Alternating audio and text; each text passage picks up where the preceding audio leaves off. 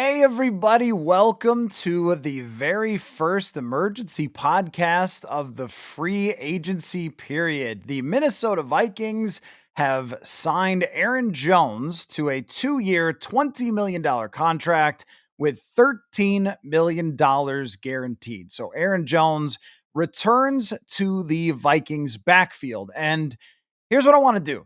I want to start this emergency podcast with a little PSA. Every time you see a price for a player, there's going to be some sticker shock for two reasons. Number one, that's how the marketplace works in a year where there's not a lot of very good free agents. So we'll go over that, what their other options were with this situation. The other thing, too, is that the salary cap just went up. And so, since the salary cap just went up, last year paying Aaron Jones $7 million is not different than this year paying him $10 million.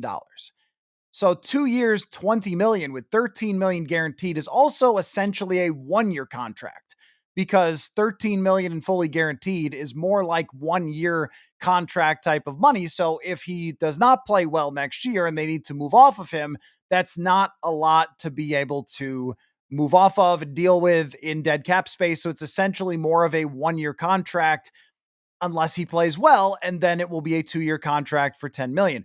I mean, immediately what I'm seeing on social media in the comment section is it's too much money. It's too much money for Aaron Jones.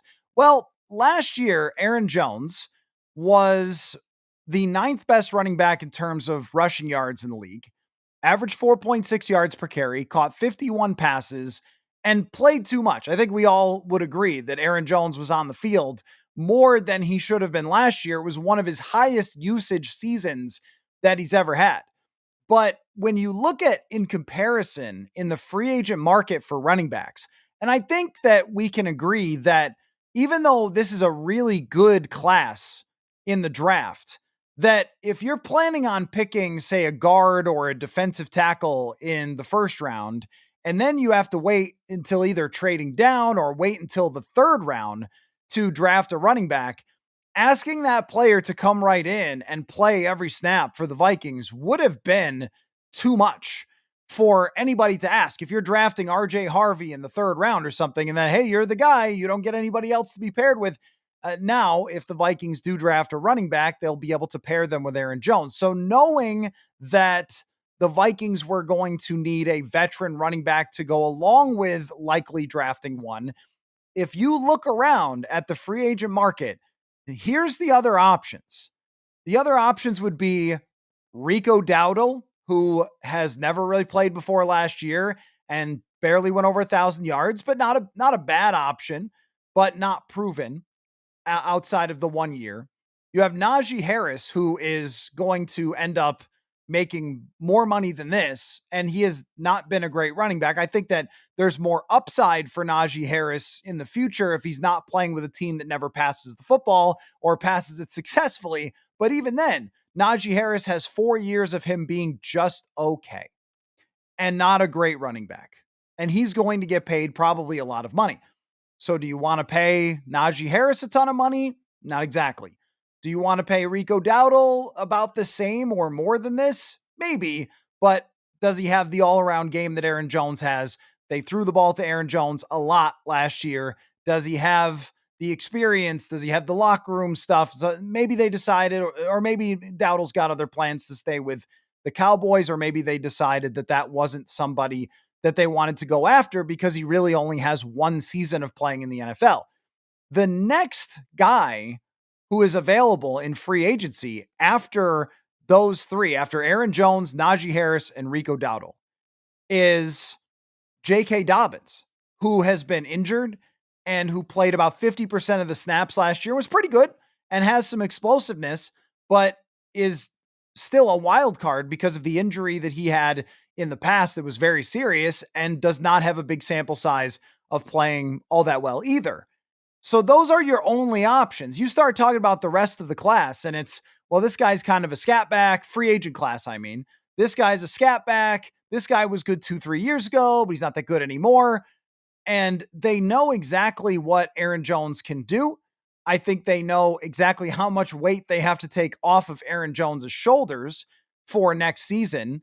And they know what he brings to a locker room. And it cannot be ignored either that no matter what happens at quarterback, which now appears very clearly will be JJ McCarthy, although we can get into the Aaron Rodgers stuff if you want to.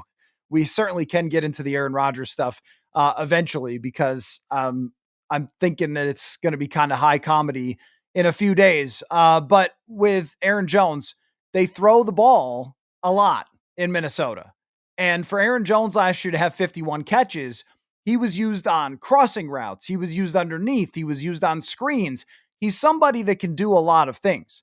If you need him to pass block, he can pass block. They try to maybe avoid having him do too much of that because he's not the biggest guy, but he is as good of an all around running back as exists in the entire league. One thing that is gone from Aaron Jones that used to be there was the burst that he has, the jolt, that big play, explosive type of speed. It's not the same as it was 5 years ago.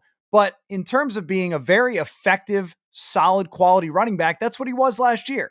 He wasn't going to be 4th and 1 and break 3 tackles in the backfield. Didn't get a lot of help with that, by the way. And that's another part of this is the Vikings had some serious flaws once Christian Darrisaw went down, and you saw Aaron Jones's numbers come down when they had to put in Cam Robinson, who has routinely been one of the poorest run blocking left tackles. And imagine they designed a lot of their run game to follow the left tackle Christian Darrisaw, and then suddenly Cam Robinson's in there. That's a big change.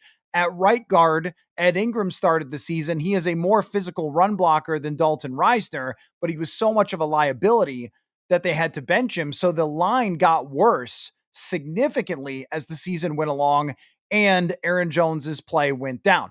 Now, I have some concerns about just the broader picture regression in general about running backs.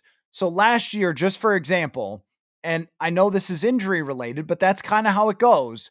Christian McCaffrey in 2023 was as good of a running back as you're ever going to find on earth. And then the following season, they can't get him on the field.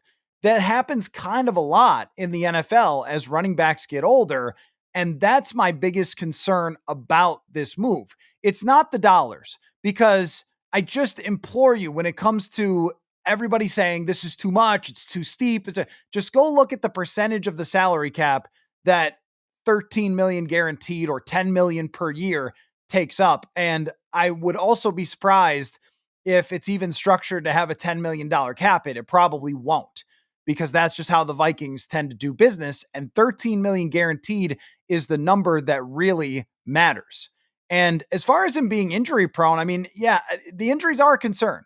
Prone, I would not go with. I mean, he's had times like any other running back where he's been out over his career, but it's not like he's had full seasons that he's missing all over the place.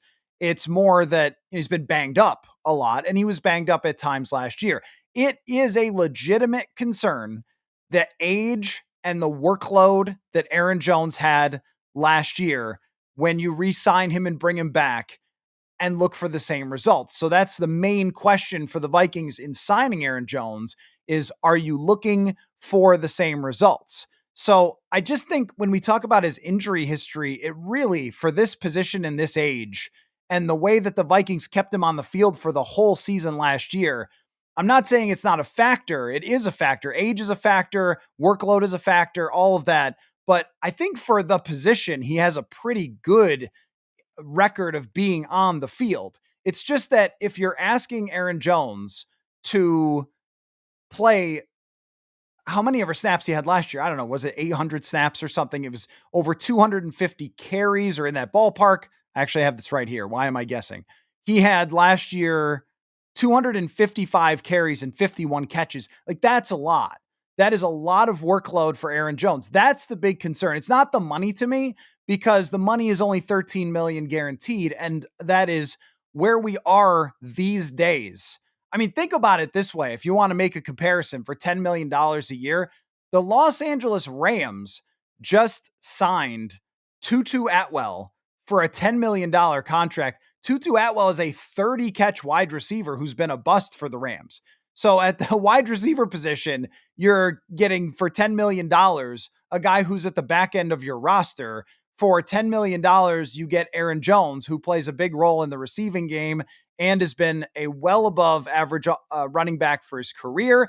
And last year, I would put him at average. If we put him by, let's check the PFF grade. Where did they have him among starting running backs last year? They had Aaron Jones 13th among starting running backs last year. So if he can repeat the performance in terms of his efficiency, in terms of 4.5 yards a carry, catching the football, and he's going to bring a lot to the locker room and all that. He's going to be a great leader. He's going to fit. He knows the system. He's going to work with whoever else comes into that backfield. Like there's all those good things that Aaron Jones brings.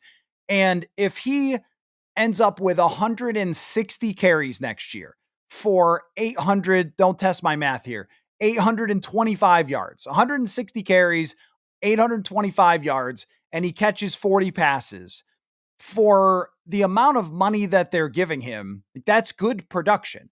And I can check on the salary cap. Maybe I can get a look at what, even if it was $10 million, even if it's a $10 million cap hit, which I promise you it will not be. If we look at what that is, what is the salary cap this year? What is the number? I'm trying to find the number for the salary cap. It's going to make up like what? 2% or something. I mean, it's not going to be very much. It's not going to be very much. So the thing about this that makes it very justifiable to me, even though I think your concerns are reasonable, if we're talking about which concerns are reasonable and which aren't, I'm not worried about the money. It's very little money compared to what wide receivers are going to get. It's not going to take up a big amount of the cap space. He's going to get a small raise, but the cap already went up. Like we don't have to be too concerned about that. And for all intents and purposes, it's going to be a 1-year contract. It's got a 2 on it. So if they love how he plays, they'll have him for another year. But with only $13 million guaranteed, you could certainly move on from him. So the money to me is not a concern.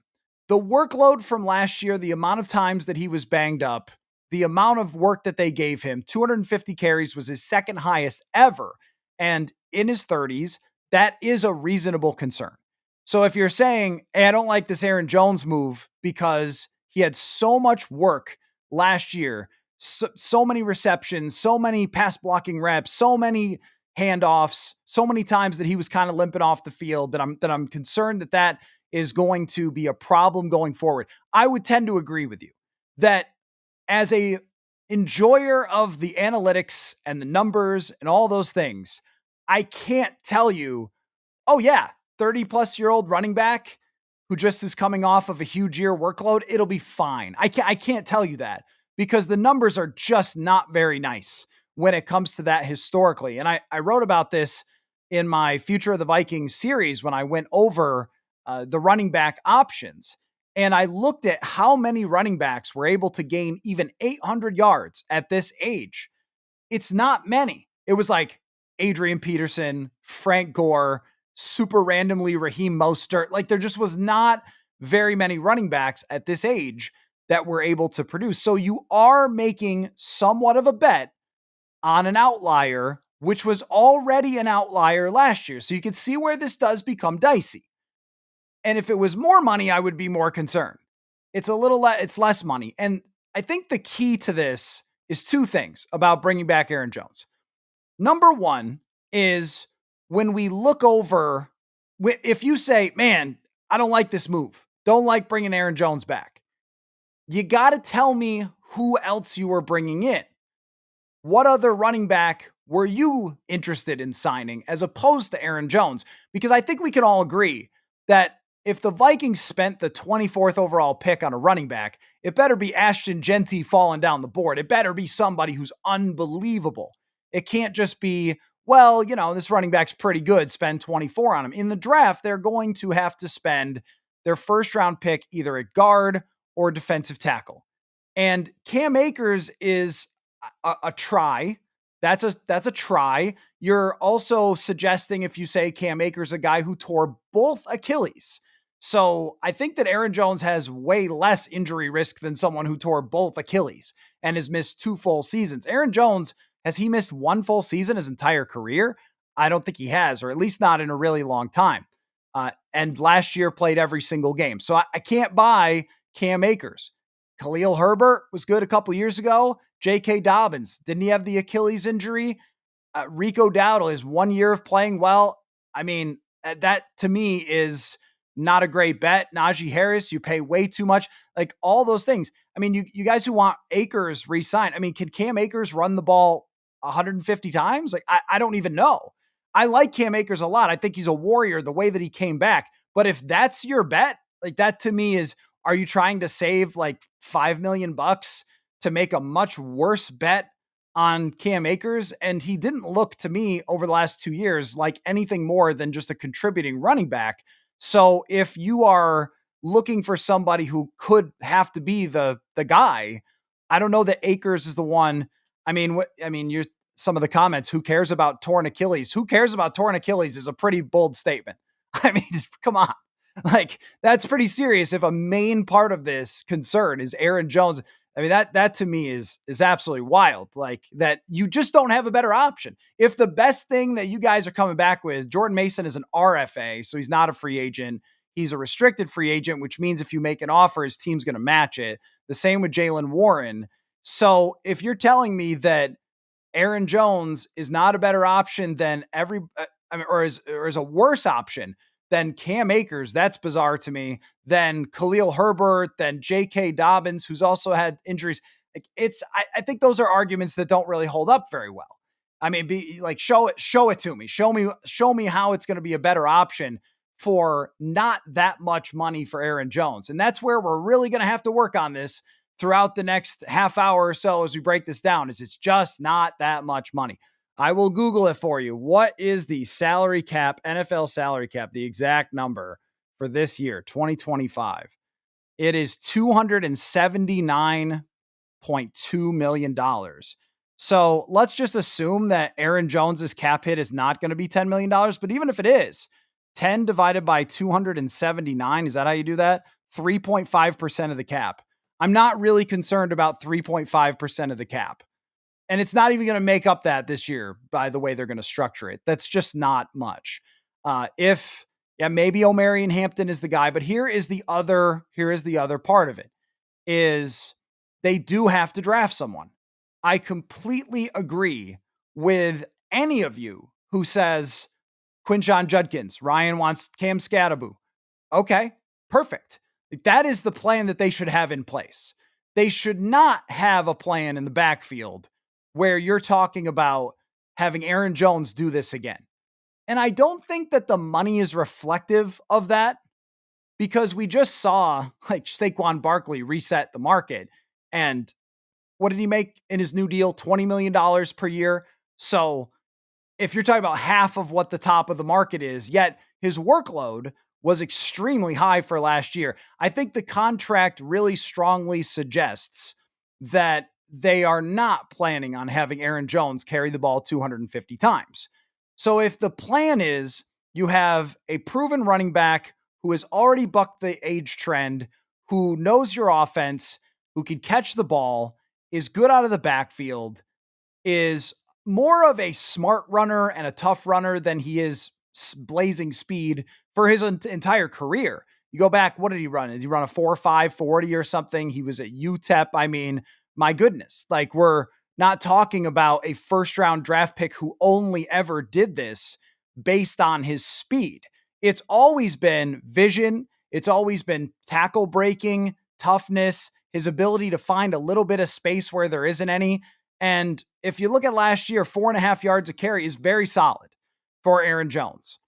But if we're projecting going forward, we're projecting into next year that if he could be that efficient, but he would not have the same type of workload, then I think you're in very good shape as long as you're looking to the draft. And this is the exact right year to look to the draft. There are a dozen running backs who you can make an argument for will be really good. Very good talents, guys who crush the combine, guys who have huge statistics. Just to throw an example out there, someone who stuck out to me at the combine and with his numbers is RJ Harvey from UCF. So let's just say that in the third round with that 97th overall pick, the Vikings spend the 24, they trade down and they draft a defensive tackle, and you get Derek Harmon, and then you get RJ Harvey with the 97th overall pick, and you pair him with Aaron Jones, and they split the carries 150, 150, let's just say. And RJ Harvey is the young guy who's explosive, who's going to learn for a year behind Aaron Jones or alongside Aaron Jones, not behind him necessarily, alongside Aaron Jones. They split the carries, and you have explosion, maybe a little less polish, and then you have the veteran who can catch the ball extremely well. I mean, remember last year, there was a game where, and I can't remember which one this was this the Texans, where Aaron Jones lined up as a wide receiver and ran a crossing route full speed, caught the ball for a touchdown. Like, that's just not something you see a ton of NFL running backs doing, running crossing routes like a wide receiver, having to catch in space and traffic and all that sort of stuff. I mean, that's stuff that Jones can still do. His age is not going to keep him from doing that unless he's not on the field. And one thing that I know, because Aaron Jones said this to me and several other reporters who were talking to him about it, is when he arrived in Minnesota, the training staff laid out a plan for Aaron Jones, a full-fledged, like, this is hour by hour how Aaron Jones is going to play the entire season, right? And it worked. And he played the entire season. So the Vikings training staff and Aaron Jones, understanding his age, understanding where he's been injured in the past, I think did a really good job of keeping him on the field.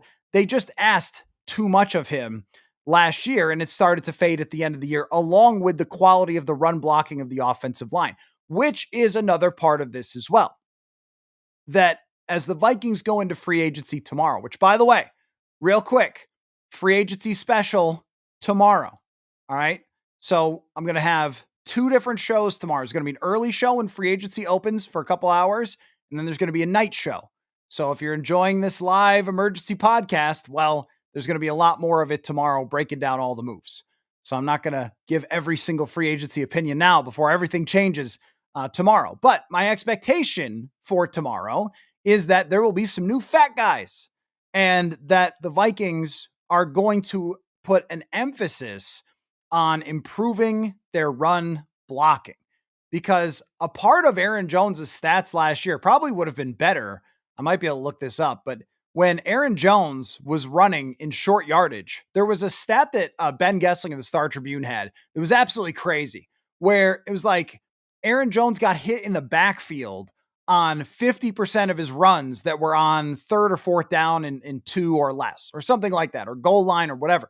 Like, they were not able to get a heck of a lot of push when he was in there in short yardage last year, and still averaged around 4.5 yards a carry, which is pretty good. So I think that when it comes to signing Aaron Jones and keeping him, that it keeps the core together of this offense of Jefferson, Addison, Hawkinson, Jones in the backfield. You have also something to consider as well. And a reason that I really liked the Aaron Jones signing last year was that it appears, and we will get this answer really soon, but it's locked in now, it seems, that Sam Darnold will not be here.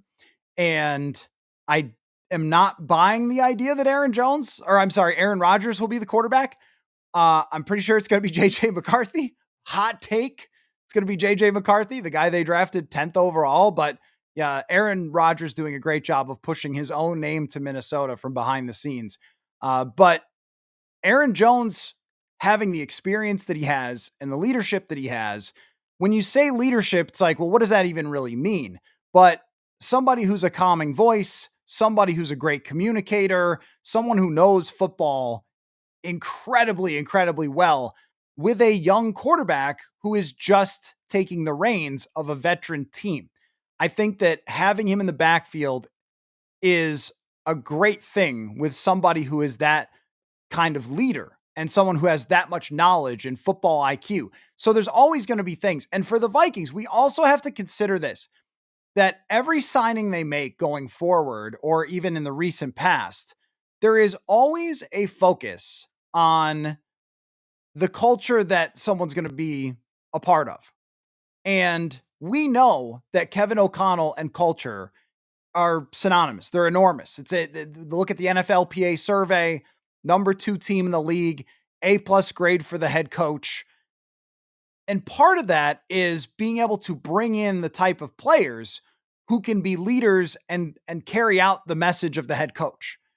And Aaron Jones is one of those players. The respect for Aaron Jones inside of the locker room. These are things that are hard to point to because, hey, you're not drafting him on fantasy based on leaders, but I'm looking at it through the perspective of the Minnesota Vikings winning football games, not your fantasy team winning fantasy games.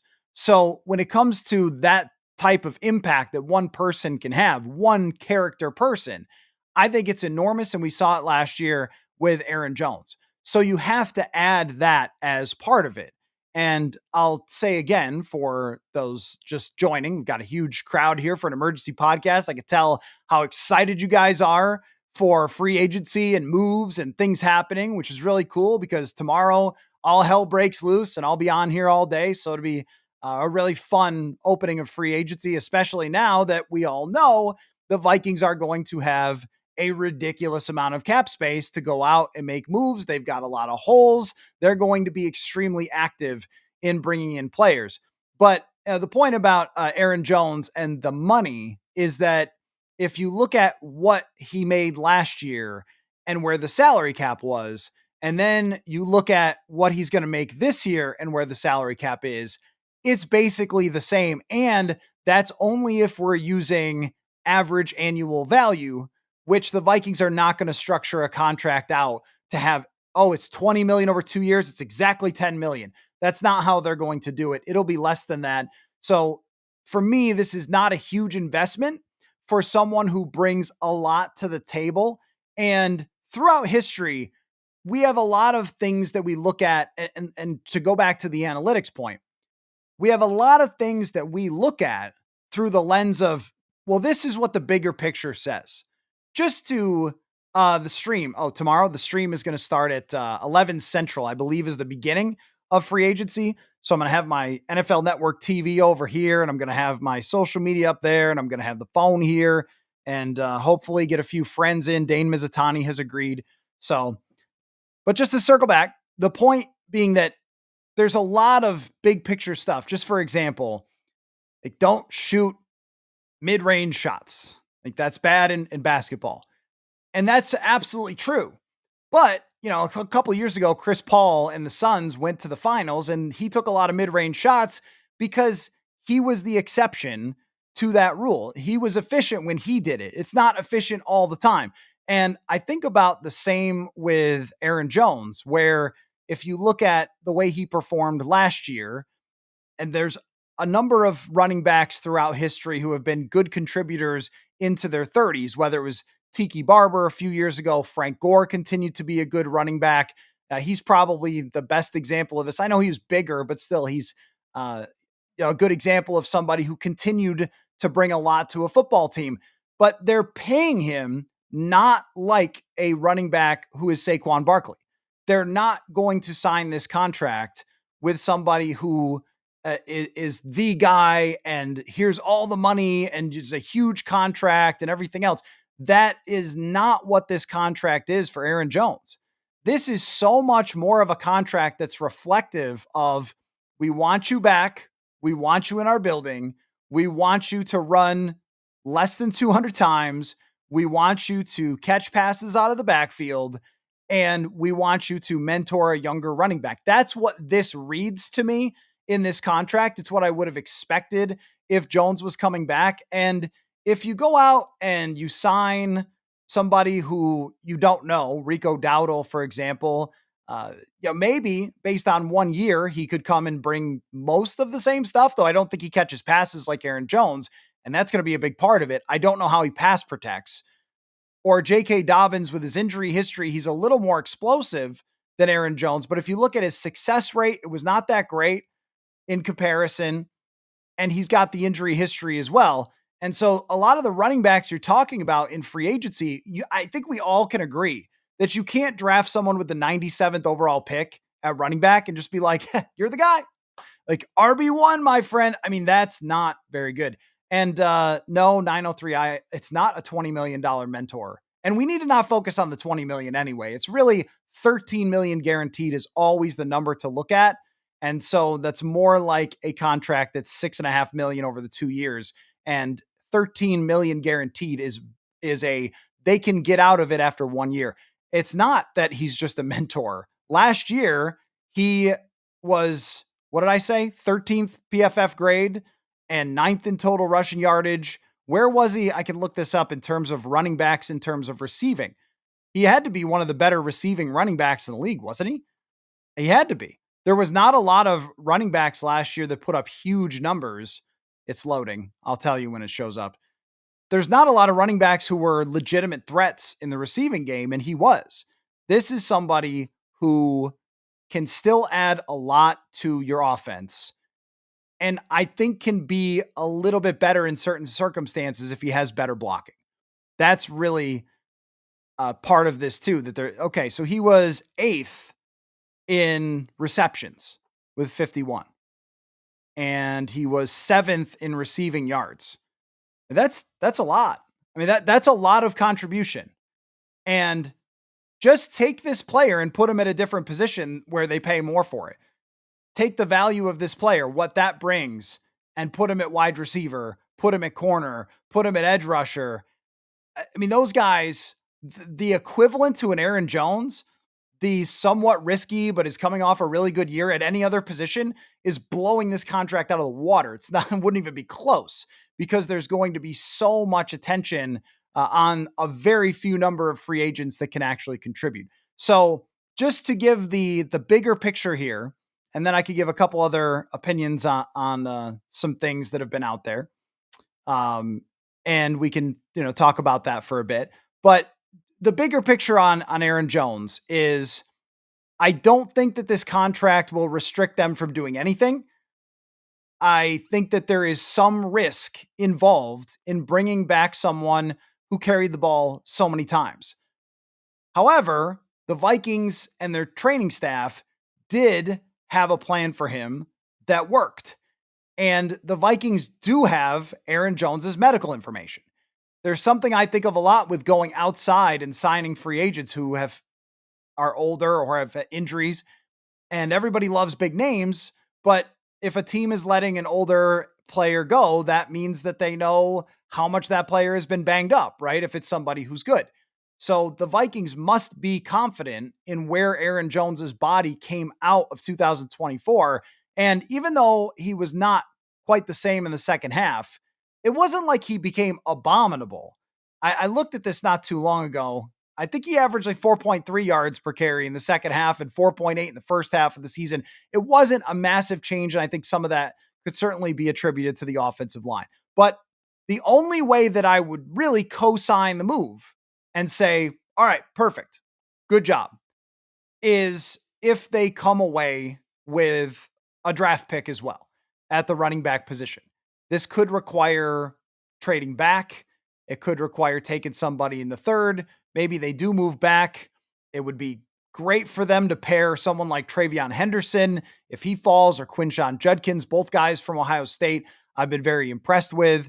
And what they do at the offensive line, Ben jokes, can he play guard? But this is absolutely true. What they do on the offensive line makes a big difference for how Aaron Jones is going to play or how the Vikings are going to run the ball at all. There's only so much running backs can do. And Saquon Barkley is a good example of that. Before he went to the Eagles, he averaged 3.9 yards per carry with the Giants. A lot of your running back success will be based on how you do with the offensive line. To me, I like Jones as part of the team. Jones as a receiver, which I mentioned, is what separates him, is him being a receiver. So the first domino falls. Aaron Jones is a Minnesota Viking going forward. I don't have too many complaints. It comes along with some risk, but this is a guy that your organization is better if you have Aaron Jones in it. I think everyone would agree with that. The other things that are percolating right now is there was a report that Byron Murphy Jr. is not coming back. And I think now that we've reached 5 p.m. Central and they don't have a contract with him because we're really getting to that deadline, they move back the void date to today, Notorious B.I.G.'s birthday, March 9th. They moved it back and they sign Aaron Jones. But it seems like at this point it would be shocking. Like, I don't know if I'm going to have to do another emergency podcast, but it would be shocking if they came up with a deal for Byron Murphy with the way that that's been talked about, which means that the free agent, the Paulson Adebo, the DJ Reed, the Charvarius Ward, the Vikings, if they were ready to spend 15 plus million dollars on Byron Murphy, they should be a big player. Asante Samuel Jr., they should be a big player for all of those guys. There's also safeties that are out there. And someone asked earlier about Harrison Smith's status. We don't know Harrison Smith's status, but that might be something that also is an emergency podcast later tonight. And that is another thing worth noting is that I've got no plans. I'm going to be in the house. I'm going to be ready to do an emergency podcast for whatever comes up. So if I finish this one up in 10 minutes here and then something else happens 10 minutes from now, we'll be back. So make sure you set the notifications, okay? And sign up for the newsletter, purpleinsider.football, because there'll be a reaction over there as well with a little, more cleanly thought out than just the emergency. Oh my gosh, what's going on? The one other thing, Carlton Davis. That's a good name. Thank you, Jackie. That's a good name. So there's a lot of corners that I think fit what the Vikings can do, and they likely need more than one of them, but there's a handful of those big names that could ultimately be an upgrade on Byron Murphy Jr. I'm not surprised that didn't work out for him to come back. It will be different in the secondary if Cam Bynum is not returning because they signed Theo Jackson, and if they're not bringing back Byron Murphy. So there's going to be overhaul. There's going to be changes. Mekhi Blackman's going to step in and they're going to bring in free agents. But the way that Brian Flores was able to navigate a lot of new bodies last year gives me a lot of confidence that he can do that again. That whatever his onboarding process is for Blake Cashman and for Jonathan Grenard, Van Ginkel would have known. But Stephon Gilmore, he shows up at the last minute. Shaq Griffin, he was new. I mean, they really brought in a lot of new people and they played great right from the outset. They were an elite defense to begin the season when they had everybody all coming together in training camp. And maybe some of that is Brian Flores throws the kitchen sink at the offense during training camp and all that. But the overhaul on the defensive side is going to happen, it seems, unless Byron Murphy surprises us all and signs within the next couple of hours. So that is a major thing to watch for as we go forward. And then just in terms of the Aaron Rodgers thing, let's just spend 5 minutes on it. We'll call it an emergency podcast, and then we'll be back for the next one. All I want to say about the Aaron Rodgers thing is, of course, it does not pass the smell test at all. It so clearly reads like Aaron Rodgers wants to be a Viking and not a New York Giant. I would too, Aaron. That's a thing that Aaron Rodgers and I could agree on. I would much rather be a Viking and work with Justin Jefferson than I would the Giants and probably get the coach fired there as he just did last year and the other side of town. But what I don't really understand from the reporting community is if Aaron Rodgers' side, and maybe even Aaron Rodgers himself, tells you, oh yeah, I want to go to the Vikings. And if it doesn't pass the smell test at all, you shouldn't put it out there. I don't know. We are in an age of infotainment in the NFL where there is so much demand for news, for new stuff, for what's the latest on the whatever, that the insiders are now forced to take any information, no matter the level of credibility, and just throw it out to the world and then go, I don't know. If it didn't come true, it's not my problem. But just thinking about the number of things that have come up already that have been proven completely wrong. I mean, coming out of the combine, gosh, if you go back and listen to me and Dane Mizutani at the combine, we're like, okay, looks like they're done with Darnold and moving on and whatever. We get back and then all the insiders say, no, they want to keep Darnold. Huh? What? That was not the read at all I got from the combine. And then, oh yeah, of course they didn't. The insiders got played again. Wow. And now Aaron Rodgers is playing him again, saying, oh yeah, I want to be in Minnesota, trying to force his hand to Minnesota, trying to put that nugget in their head like, hey, yeah, you could have Aaron Rodgers. I'd put up all those big numbers with Jefferson. Let's chase the Super Bowl. It's so clear that his side wants to play here. It reminds me of Richie Incognito a few years ago. I saw he's in the news again, but Richie Incognito a few years ago claimed that the Vikings wanted him. And Mike Zimmer was like, no, we didn't want him. But he had one conversation with somebody with the Vikings. And then he just said, like, oh, yeah, they wanted me. Like, what? And if this feels the same way. Aaron Rodgers wants to be a Viking. No kidding. If I was a quarterback, I would say, I want to go throw it to Justin Jefferson. Look what just happened with Sam Darnold. And you know what? If Rodgers came here, they'd probably win 10 games. Or he might be horrendous and they would win 5 games and then everybody's on the hot seat or worse. So it's barely worth discussing. It's so clear what's happening here. The Vikings drafted JJ McCarthy and they loved what they saw from JJ McCarthy. And when this becomes official tomorrow, I'll talk a lot more about that and what McCarthy showed them, write an article about it for tomorrow as well. But they loved what they saw from JJ McCarthy and they would have fought much harder for Sam Darnold if they wanted anybody else to play quarterback except for JJ McCarthy. So I think all that this has told us about how the complex, the industrial complex, is my friend Aaron Nagler calls it, when it comes to the reporting, is just that all the information you're getting kind of reminds me of Hollywood maybe 20 years ago. Hopefully, if you're younger, you don't remember this, but if you're at least of an age, you remember when Hollywood was so desperate for anything. The Hollywood reporting, it was like it was big, that anything would go out there and they would just run with it. And it didn't matter if it was true or not. It feels like the same way here, where as long as there's a sliver of truth, then it's worth putting out there. And all that does is give me an opportunity to tell you what's really happening and also what information we don't know.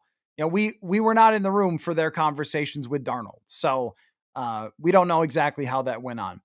I did not know that there were JC Horn rumors. Is that still going on, Lou? I have not seen JC Horn rumors. I've liked JC Horn as an option, but I think Carolina's probably just going to sign him, aren't they? Carolina's about to get serious and try to win games.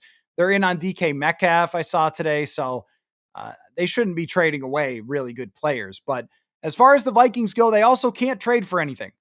They can't. They don't have draft capital to go out and make moves like that, unless they were trading the top pick for something really great, but it's not really out there. Gardner Minshew is a good option for a backup. That's something we may find out soon within tomorrow. It's not the top of the list, but it's something that's important who goes along with JJ McCarthy. So anyway, it's really hitting, I think, this year with the Vikings being at the center of this. And after JJ McCarthy is officially the guy, then I think we could put to bed the Vikings being at the center of the news cycle all the time with quarterback stuff. And that will be quite relieving when that eventually happens. So maybe by the time you're listening to this, it will have already happened. But the news item that we're reacting to, Aaron Jones back with the Minnesota Vikings. For me, if there were a lot of other options, if there were a lot of other running backs and they said, oh no, we got to have our guy back, we can't go with all these other good players who are available, then I would say, I don't know, man, that sounds risky. But there's just not options. And when there wasn't options and the price wasn't that high and the guy performed well and you could pair him with somebody else, then I think that it's a totally fine move. It's not going to be the difference between winning 10 and 14 games or going to the Super Bowl, but he's somebody that you want on your football team, and he's already proven that he can buck the trend. And what you're just going to have to cross your fingers is that he doesn't fall off of that ledge. He didn't have any serious injuries last year. They know what his health is, but it's always risky. It's always risky when you're talking about somebody who is of that age. The cap situation for the Vikings is basically, I mean, put it this way. First of all, I don't know what his cap hit for this year is going to be, because that when you hear 10 million per year, you just assume that means he's going to have a $10 million cap hit. That never happens.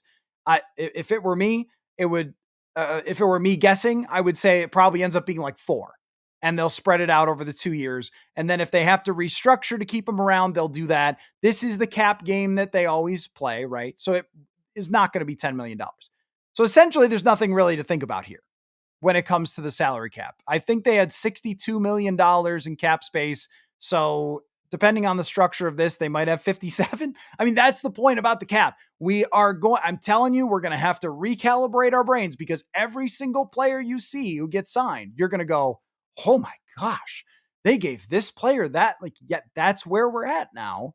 And also, think about this. Here's what I'll leave you with. Huge news item today in the NFL was what? Myles Garrett signing for $40 million a year with the Cleveland Browns. The Cleveland Browns went, okay, we know you're upset, but what if we gave you all the money out of our pockets, right? Jonathan Grenard, his contract is almost half of that. Last year when he signs for over $20 million, it's like, oh, that's a lot to spend on a pass rusher, but he's good. Okay, we'll see. And 1 year later, the contract looks so much better. So I think prepare yourself for that with this free agency. Anyone who hits the market's getting overpaid. Saw Carlton Davis did a story with Mike Silver saying that he wants to hit the market and get his due. All right. But if the Vikings pay him $18 million, I promise I'll come in here and sit down and half the chat will say that they overpaid. You're going to overpay. So anyway, good stuff. First move.